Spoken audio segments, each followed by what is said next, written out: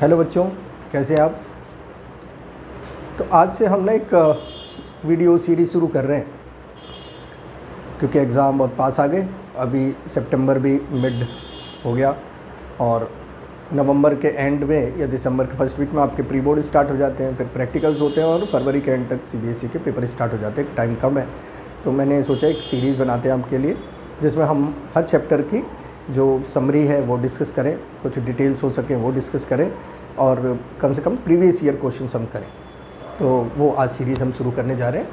और पहला जो यूनिट है आपका इलेक्ट्रोस्टैटिक्स, उसमें हमारे फर्स्ट और सेकंड चैप्टर लाई करते हैं। फर्स्ट चैप्टर में हमारे पास फोर्स एंड फील्ड के बारे में और सेकंड चैप्टर में पोटेंशियल और कैपेसिटेंस के बारे में। तो आज पहला चैप्टर मैं स्टार्ट कर रहा हूँ बच्चों, और एक थोड़ा सा समरी ले लेते हैं इसकी और फिर प्रीवियस ईयर क्वेश्चन लेंगे, ठीक। और एक और भी मैं सोच रहा हूँ कि जो भी, क्योंकि बच्चे ना न्यूमेरिकल करने में, क्वेश्चन करने में बड़ी उनको दिक्कत आती है, तो उनके लिए ना एक डेली प्रैक्टिस पेपर टाइप का बनाएं।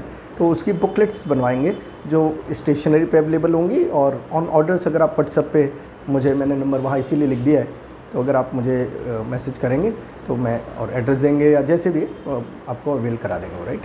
तो DPPs, डेली प्रैक्टिस पेपर्स और उनके सॉल्यूशंस। तो वो थोड़ा सा क्वेश्चन ऐसे होंगे सीरीज़ में कि सबसे इजी, फिर उससे थोड़ा सा डिफ़िकल्ट कि आपको सॉल्व करने में करते करते चैप्टर समझ आ जाए। तो सबसे पहले बच्चों, आज electric charges and field chapter पढ़ रहे हैं, तो इसमें डेफिनेशन आती है चार्ज की। तो पहले डेफिनेशन लिखेंगे चार्ज की। चार्ज क्या होता है बच्चों? तो चार्ज बेसिकली ना एटम्स के अंदर इलेक्ट्रॉन और प्रोटॉन होते हैं। तो चार्ज का जो ओरिजिन है ना, वो इलेक्ट्रॉन प्रोटॉन से ही है। इलेक्ट्रॉन और प्रोटॉन पे चार्ज ना होता तो हमारे नेचर में चार्ज ना होता। तो चार्जेस का ओरिजिनेशन इलेक्ट्रॉन प्रोटॉन से, और जो चार्ज है वो इलेक्ट्रॉन से अलग नहीं किया जा सकता, प्रोटॉन से अलग नहीं कर सकते। तो जो चीज़ जिस पार्टिकल से या जिससे एसोसिएटेड हो तो उससे अलग नहीं हो सकती, तो हम उसको प्रॉपर्टी कहते हैं उसकी, है ना। तो चार्ज बेसिकली क्या है? It is property of electron proton को कलेक्टिवली कह देते हैं सब एटॉमिक पार्टिकल्स। प्रॉपर्टी ऑफ सब एटॉमिक पार्टिकल्स। कौन कौन से पार्टिकल्स? क्योंकि इसमें न्यूट्रॉन भी इंक्लूड हो जाएगा, तो उसको एक्सक्लूड करने के लिए नेमली इलेक्ट्रॉन्स एंड प्रोटॉन्स।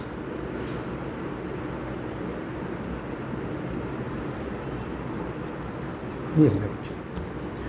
फिर हम ना थोड़ा सा चार्ज के बारे में और डिटेलिंग देख लेते हैं। डिटेलिंग में क्या है कि चार्ज के टाइप्स क्या हैं। टाइप्स क्या है चार्जेस के? दो टाइप है बच्चों, पॉजिटिव और नेगेटिव, सब जानते हैं। दूसरा, इसका SI यूनिट क्या है?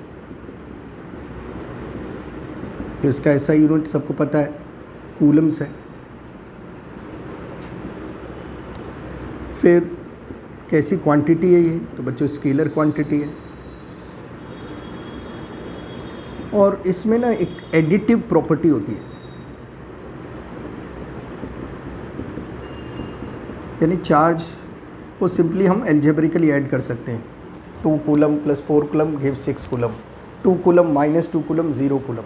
तो इसको हम इसकी एडिटिव प्रॉपर्टी कह सकते हैं, ऐड कर सकते हैं सिंपली। और चार्ज इलेक्ट्रॉन पे कितना होता है? तो इस पे जो चार्ज होता है वो नेगेटिव होता है, और अमाउंट कितना होता है? 1.6 × 10⁻⁻19 कूलम्स होता है। और चार्ज प्रोटॉन पे कितना होता है?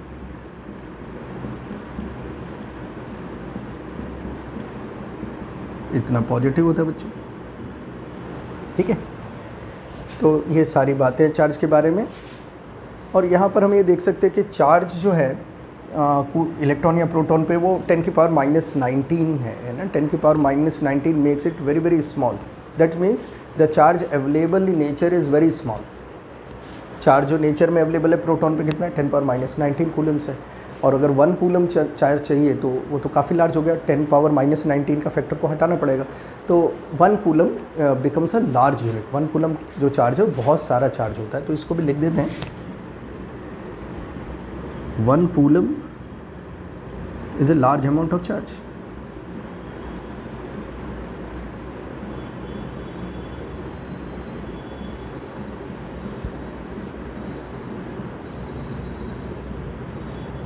अच्छा बच्चों, इसको जल्दी से नोट करो, फिर हम एक प्रॉपर्टी होती है चार्ज की क्वांटाइजेशन, उसको पढ़ लेते हैं। स्नैपशॉट ले लो इसका।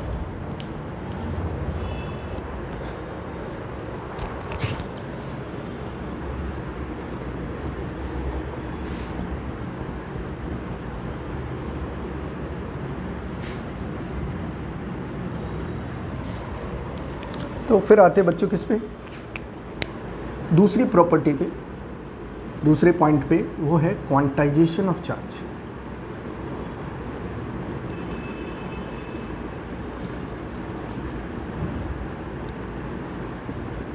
तो क्वांटाइजेशन का बेसिक मीनिंग है जब कोई चीज़ हमारे पास पैकेट्स में अवेलेबल हो, लूजली अवेलेबल ना हो।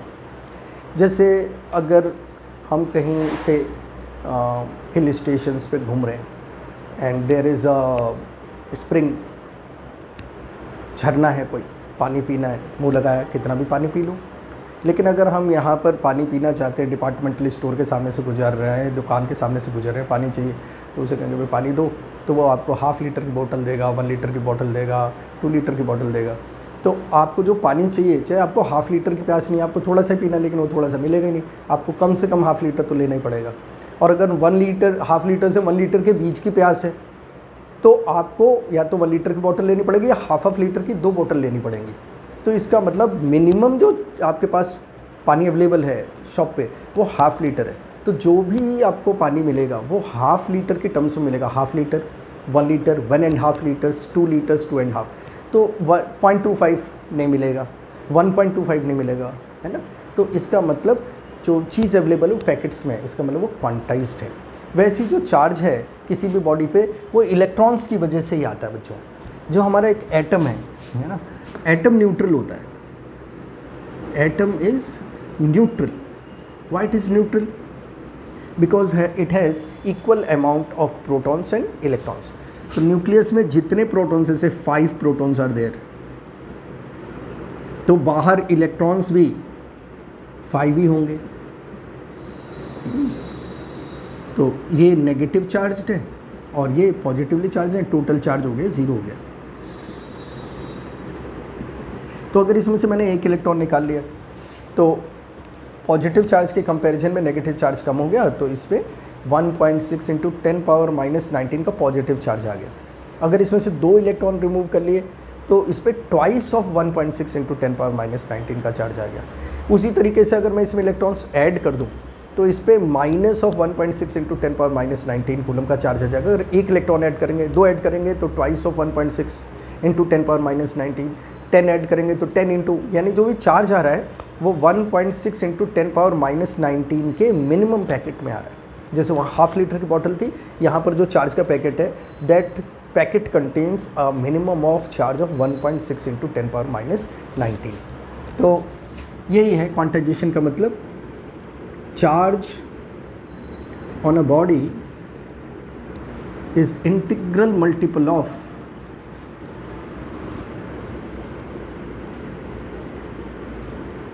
charge of electron।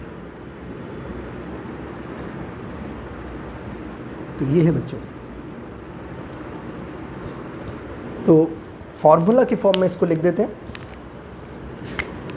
Q = plus minus दोनों साइन। क्यों? इलेक्ट्रॉन निकाल लें तो बॉडी पे पॉजिटिव चार्ज आएगा, डाल दें तो नेगेटिव चार्ज आ जाएगा। N स्टैंड्स फॉर इंटीजर 1 2 3 4, ठीक है। And E stands for the charge of electron, means 1.6 × 10⁻⁻19। N is 1 2 3 4 and E is this much Coulomb's. तो ये क्वांटाइजेशन है। इस पे क्वेश्चंस हमारे DPP में मिलेंगे आपको, क्योंकि बोर्ड में इसमें बहुत ज़्यादा क्वेश्चन नहीं आते, तो मैं अभी स्किप कर रहा हूँ इसको। और उसके आगे हम जाते बच्चों कूलम्स लॉ के ऊपर।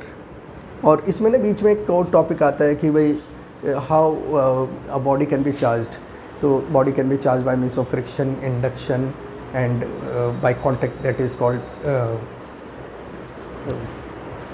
Induction, by touch and that by friction. तो वो आप देख लेना है ना। तो उसमें तीनों टाइप के मेथड, वैसे उस पर भी कोई क्वेश्चन आता नहीं है तो इसीलिए वो भी बहुत इम्पॉर्टेंट नहीं है। तो हम आते हैं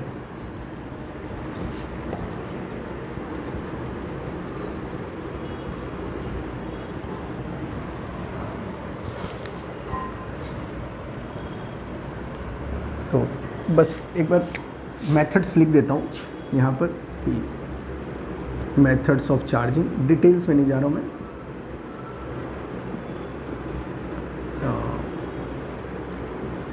friction bye rubbing, right. Second by induction, induction में एक साइड पॉजिटिव हो सकती है, एक नेगेटिव हो जाती है। और बाय कंडक्शन जिसमें टच हो जाता है, बॉडी को टच करके एक पे चार्ज दूसरे पे ट्रांसफ़र कर देते हैं। तो ये 3 मेथड्स हैं। और अगला जो टॉपिक मैं लेने जा रहा हूँ वो है हमारा superposition principle and Coulomb's law. तो पहले तो कूलम्स लॉ की बात कर लेते हैं बच्चों।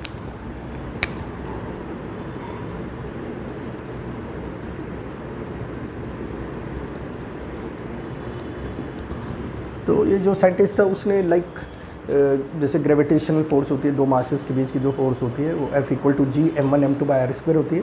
बिल्कुल सिंपली इस कूलम ने देखा कि दो चार्जेस के बीच की जो फोर्स है, ठीक है। तो यहाँ पर इसी को समझाने के लिए अभी वो थोड़े डिटेल्स में भी जाएंगे। मैंने एक मैग्नेटिक बोर्ड बना रखा है। तो हमारे पास सपोज़ ये एक स्फीयर है और ये एक स्फीयर है ना। और इसको हमने जैसे बलून को बालों से रब कर देते हैं ना तो उस पर चार्ज आ जाता है। तो ये सपोज़ कर लो वो 2 बलून से जिनको हमने चार्ज कर दिया है, दोनों पे पॉजिटिव चार्ज आ गया तो ये दोनों एक दूसरे को रिपेल करेंगे, है ना, दूर दूर जाएंगे। और अगर एक पे नेगेटिव चार्ज है एक पॉजिटिव तो ये आपस में अट्रैक्ट करेंगे, एक दूसरे के पास आएंगे। तो ये फोर्स कितनी होगी, ठीक है ना, इसी को उसने बतलाया। तो इस पर जो चार्ज है, ठीक है, मान लो इस पर Q1 चार्ज है और इस पर Q2 चार्ज है। तो दो हमारे पास पॉइंट चार्जेस हैं Q1 Q2।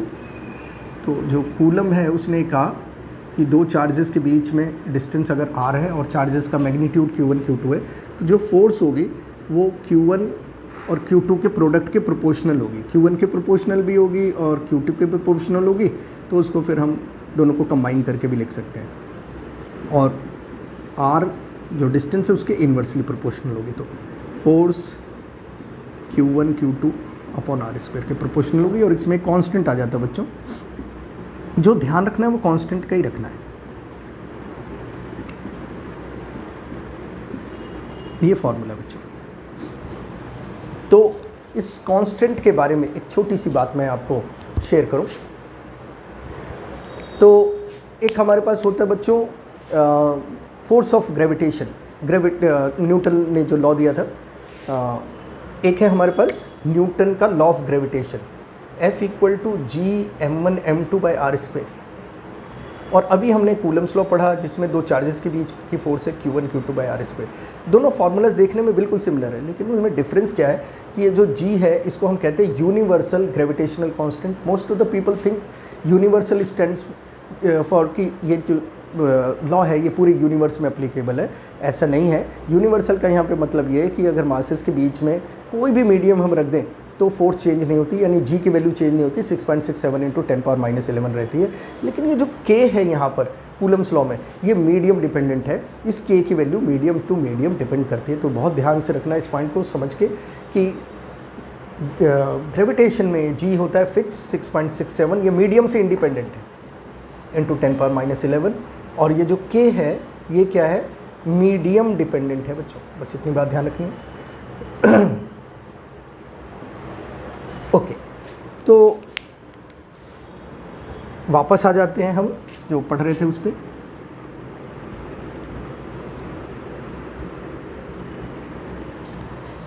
तो हमारे पास कूलम्स लॉ आ गया F=K Q1 Q2/r²। और इसका यूनिट ऑब्वियस है, कूलम्स है। बहुत एक और काम की बात यहाँ पर बच्चों, हमें ना कन्वर्जन करने में यूनिट्स को बहुत प्रॉब्लम होती है बच्चों को। बच्चे मिली कूलम हो तो भी उसको कूलम मान रहे हैं, नैनो कूलम उसको भी कूलम मान रहे हैं, पीको कूलम उसको भी कूलम मान रहे हैं। तो ज़रा कन्वर्जन का ध्यान रखना, क्योंकि चार्ज जो है मैंने आपको बोला 1 कूलम चार्ज काफ़ी बड़ा चार्ज होता है। तो नेचर में एग्जिस्टिंग चार्ज बहुत कम होते हैं, माइक्रो में, नैनो में, पीको में होते हैं। तो कन्वर्जन कैसे करना मैं साइड पे लिख देता हूँ, है ना, इसका ध्यान रखना बच्चों। अगर स्मॉल n लिखा है तो वो नैनो के लिए स्टैंड करता है। नैनो कूलम मीन्स 10⁻⁹ कूलम, तो नैनो में दे रखा है, ठीक है, तो इसको कन्वर्ट कर लेना बच्चों। अगर पीको में दे रखा है, पी है ना, पी फॉर पीको, तो 10⁻⁻12 है ये बच्चों। और अगर हमारे पास सबसे ज़्यादा कॉमन होता है माइक्रो, ये म्यू है ना, माइक्रो सबसे ज़्यादा कॉमन है, इसलिए थोड़ा सा मैं इसको बड़ा सा लिख रहा हूँ। ये 10⁻⁻6 होता है। और स्मॉल m जो होता है दैट स्टैंड फॉर मिली, ध्यान रखना बच्चों। तो ये है मिली कूलम 10⁻⁻3। तो जहाँ पर भी कन्वर्ट करना है, माइक्रो कूलम अगर चार्ज दे रखा है तो दोनों चार्जेस को, दोनों माइक्रो कूलम में सपोज 10⁻⁻6 से मल्टीप्लाई करना नहीं भूलना है। ओके बच्चों, अब ये जो k है इसकी बात मैंने आपको अभी बतलाई कि k is a proportionality constant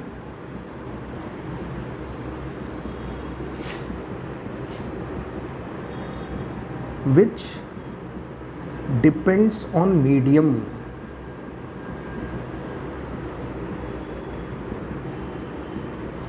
तो ये मीडियम पे डिपेंड करता है। और k की जो वैल्यू होती है, जब स्कूल्स में पढ़ाते हैं, जहाँ पर थोड़ा सा मुझे लगता है कि वो थोड़ा टीचर को एम्फेसिस देना चाहिए, वो क्या करते हैं, k की वैल्यू सीधा लिखवाते हैं 1/4πε0 और कहते हैं वो 9 × 10⁹ है, न्यूमेरिकल में यूज़ कर लो। लेकिन ऐसे ना बता के ऐसे बताना चाहिए k जो है वो मीडियम डिपेंडेंट है और उसकी वैल्यू 1/4πε0 नहीं है, 1/4πε है। और एप्सिलॉन मीडियम की परमिटिविटी है। तो epsilon is absolute permittivity of free space. ऐसा बच्चों, और हर मीडियम की परमिटिविटी अलग अलग होती है। यहाँ अलग अलग वैल्यू डालोगे तो k की वैल्यू अलग अलग आएंगे। अब इसका स्पेशल केस है हमारे पास कि इफ चार्जेस आर प्रेजेंट इन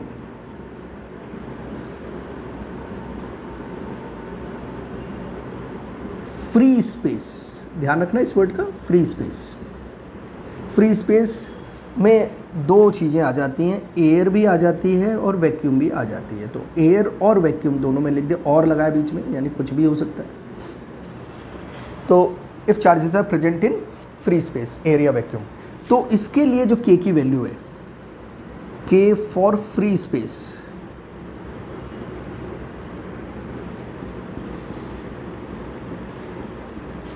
वो होता है 1/4πε0। अब जैसे epsilon is the absolute permittivity of medium, ये गलत लिख दिया बच्चों। Epsilon is the absolute permittivity of the medium, intervening medium, मतलब जो चार्जेस के बीच में।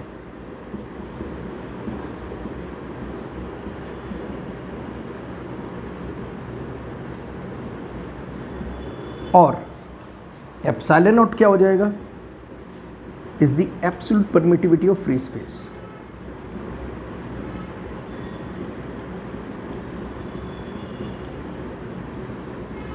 फ्री स्पेस, इसकी वैल्यू फिक्स है।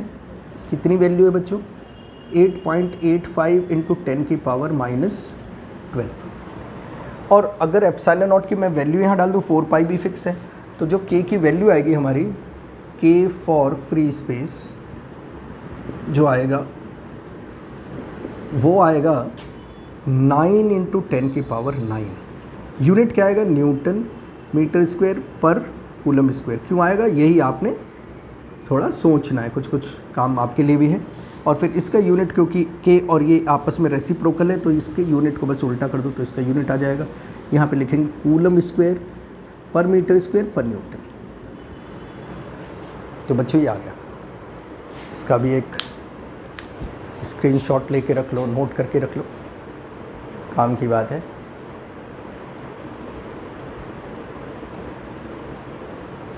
तो आज मैं कूलम्स लॉ पे एक आपको क्वेश्चन करा रहा हूँ।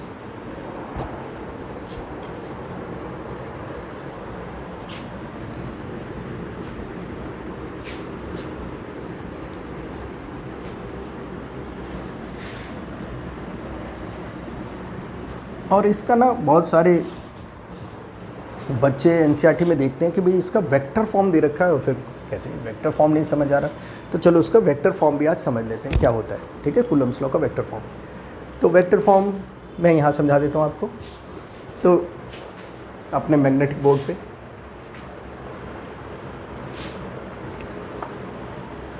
ये दो हमारे पास चार्जेस हो गए। ठीक है, दोनों चार्जेस को मैं पॉजिटिव ले लेता हूँ, एक बार एक को पॉजिटिव और एक को नेगेटिव ले लेता हूँ। चार्जेस के साथ ये वाली चीज़ है कि हम उनको पॉजिटिव और नेगेटिव की फॉर्म में ले सकते हैं। तो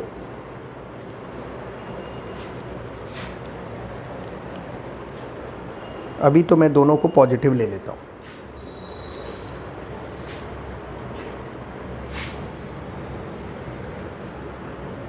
हमने इसको पॉजिटिव ले लिया।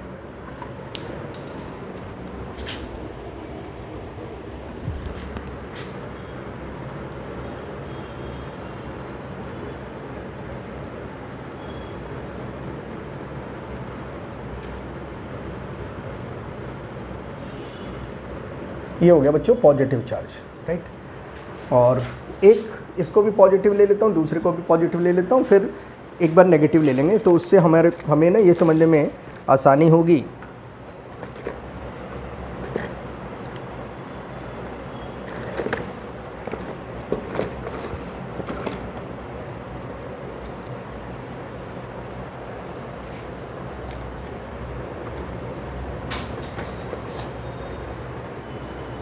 ओके। मैं लिख देता हूँ उस पर पॉजिटिव, क्योंकि अभी वो इस पर अगर स्टिक कर रहे हैं तो थोड़ी प्रॉब्लम आ रही है।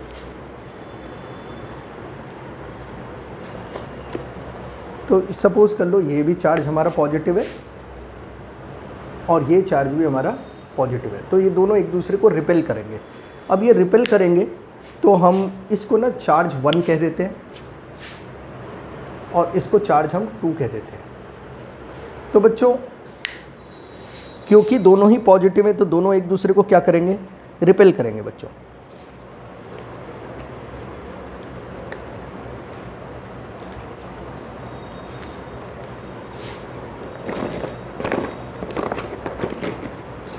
तो फोर्सेस की डायरेक्शन कैसे होंगे रिपेल करते हुए, तो ये ऐसे होंगे फोर्सेस की डायरेक्शन, ऐसे रिपेल करेंगे एक दूसरे को, है ना, इस तरीके से रिपेल करेंगे। तो ये जो इनके बीच का जो डिस्टेंस है r, ज़रा उसके बारे में भी देखिए, इसको कैसे हम लिखते हैं। अगर मैं इनके बीच का जो डिस्टेंस है ये, इसको मैं ऐसे बना रहा हूँ 1 से 2 की तरफ, तो इसको कहेंगे r12। और अगर मैं इसको ऐसे बना रहा हूँ तो इसको कहेंगे हम r21। और जो हमारे पास बच्चों एक चीज़ होती है यूनिट वेक्टर। यूनिट वेक्टर ना डायरेक्शन को शो करने के लिए यूज़ होते हैं। तो ये सिर्फ डायरेक्शन शो करनी है तो इसके ऊपर कैप लगा दो, ये हो गया। ठीक है, तो अब ये देखो कि जो दोनों पॉजिटिव चार्जेस है 2 1 को किधर भेज रहा होगा, इधर भेज रहा होगा, है ना। तो किधर भेज रहा होगा बच्चों, इस डायरेक्शन में भेज रहा होगा ऐसे। और जो 1 है 2 को रिपेल कर रहा होगा वो किस तरह भेज रहा होगा, वो भी इस तरह भेज रहा होगा, है ना, ऐसे। तो ये हो गई। तो ये हमारे पास अब इसकी जो डायरेक्शन है, ठीक है। अब ये इसको मैं लिखूँगा, ये 1 पे फोर्स लगा रहा है 2, यहाँ पर बना देते हैं। ये दो स्फीयर से स्फीयर 1 स्फीयर 2, तो स्फीयर 1 पे 2 की तरफ जो फोर्स लग रही है, 2 की वजह से फोर्स लग रही है, इधर लग रही है, क्योंकि 1 पे लग रही है तो इसको लिखेंगे F12, force on 1 due to 2। 2 पे किधर लग रही है, उधर लग रही है, तो इसको भी ऐसे लिखेंगे। लेकिन ये 2 पे लग रही है 1 की वजह से, तो F21, दोनों के ऊपर वेक्टर का निशान। ये वेक्टर फॉर्म समझा रहा हूँ बच्चों, ठीक है। ये हो गई। अब F12 की डायरेक्शन किधर है देखना, इस तरफ है। और ये जो डायरेक्शन है वो कैसी है, 2 से 1 की तरफ, 2 से 1 की तरफ। तो हम क्या लिखेंगे, फोर्स है कितनी, K Q1 Q2 by r square. ये तो इसका मैग्नीट्यूड है और इसकी डायरेक्शन किधर है, इधर है 2 से 1 की तरफ। तो इस पर एक यूनिट वेक्टर लगा दो ऐसे, बस। और वैसे F21 को लिखना हो तो इसको लिख दो K Q1 Q2 by r square, और डायरेक्शन उसकी उस तरफ है तो इसके साथ एक यूनिट वेक्टर लगा दो r12। ये हो गया बच्चों इसका वेक्टर फॉर्म। और उसी में अगर ये चार्ज नेगेटिव हो जाए तो ये अट्रैक्ट करना शुरू कर देंगे। तो मैं दिखाता हूँ आपको, अगर एक पॉजिटिव है और एक नेगेटिव है तो इसको मैंने पॉजिटिव ले लिया और इसको मैंने नेगेटिव ले लिया। तो आप देख ही सकते हैं जैसे ही हम पॉजिटिव और नेगेटिव लेंगे तो इनके बीच में रिपल्शन की जगह अट्रैक्शन होना शुरू हो जाएगा। ठीक है, तो इस तरीके से होना शुरू हो जाएगा। ये अब ऐसे हो गई फोर्स इस तरफ। ठीक है, और ऐसे ही एक दूसरी भी बना सकते हैं।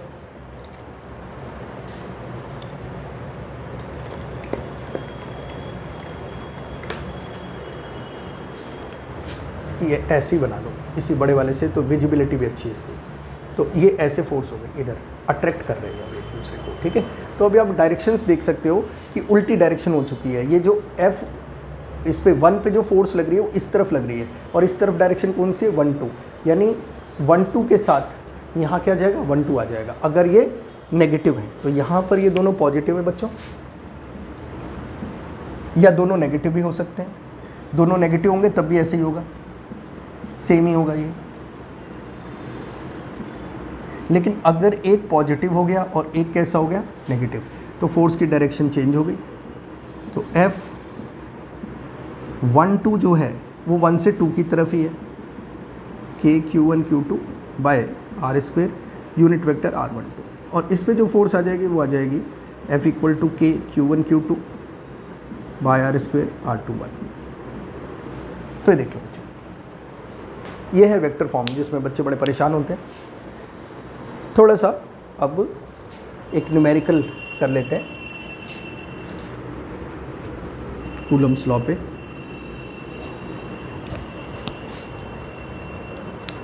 तो हमारे पास फॉर्मूला है बच्चों, क्वेश्चन लिख देता हूँ। एक सिंपल सा क्वेश्चन लेके क्लास को ख़त्म कर रहा हूँ, फिर हम इसी को और आगे बढ़ाएंगे।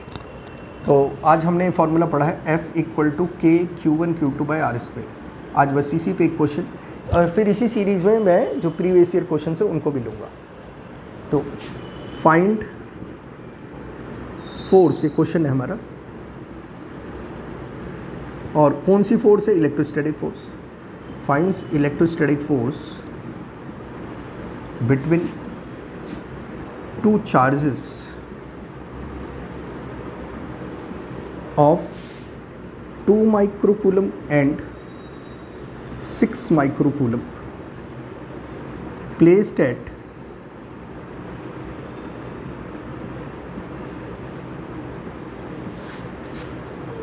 4 सेंटीमीटर या से 2 centimetre apart in air.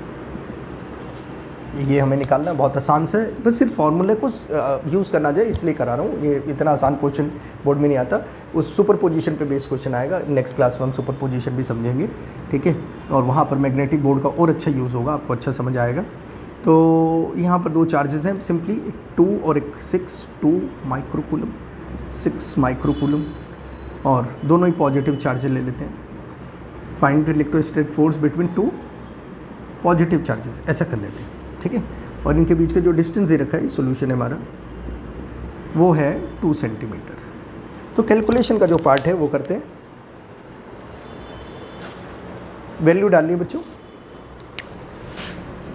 F equal to, क्योंकि एयर में है तो पहले फॉर्मूला लिख देता हूँ, F equal to K Q1 Q2 by R square. तो F इक्वल टू K की वैल्यू 9 इंटू 10 पावर 9, Q1 है 2, मैंने माइक्रो के लिए आपको बताया था 2 इंटू 10 पावर -6 लिखना बच्चों। ये भी माइक्रो में, ये बच्चे भूल जाते हैं, माइक्रो को कूलम्स में कन्वर्ट करना याद रखना है, और सेंटीमीटर को मीटर में भी ज़रूर कन्वर्ट करना है। सेंटीमीटर को मीटर कैसे कन्वर्ट करते हैं, सेंटीमीटर को 10 पावर -2 से मल्टीप्लाई कर दो तो मीटर बन जाता है। तो ये 2 सेंटीमीटर है, मीटर में ज़रूर कन्वर्ट करना है, भूलना नहीं। तो F equal to 9 into 2 into 6, सारे जो न्यूमरल्स हैं एक साथ लिख दो, फिर लिख दो 10 की पावर्स 9 -6 को एक साथ में कर देता हूँ -12, 2 का स्क्वायर 4, यहाँ स्क्वायर में भी बच्चे गलती कर देते हैं तो इसका भी ध्यान रखना है। और इसको अब काट देते हैं, 2 2 जा और 2 3 जा, 9 3 जा 27, 10 की पावर -9 माइनस 12 -3 होगा और 4 ऊपर चला जाएगा तो -3 + 4 तो +1 आ जाएगा बच्चों। 27 × 10 दैट इज़ 270 न्यूटन। तो ऐसे कैलकुलेशन कर रहे हैं, थोड़ा मैंने कैलकुलेट करके भी दिखला दिया कि कैसे कैलकुलेशंस को आप हैंडल करें, ठीक है, जिससे आपके लिए कैलकुलेशन में मुश्किल ना हो। तो आज मैं यहीं रुक रहा हूँ बच्चों, इसी तरीके से कॉन्टिन्यूएशन में वीडियोस आते जाएंगे और आप देखते जाओ और आपको पेपर के लिए पक्का हेल्प मिलेगी, ठीक है। नेक्स्ट क्लास तक के लिए गुड बाय।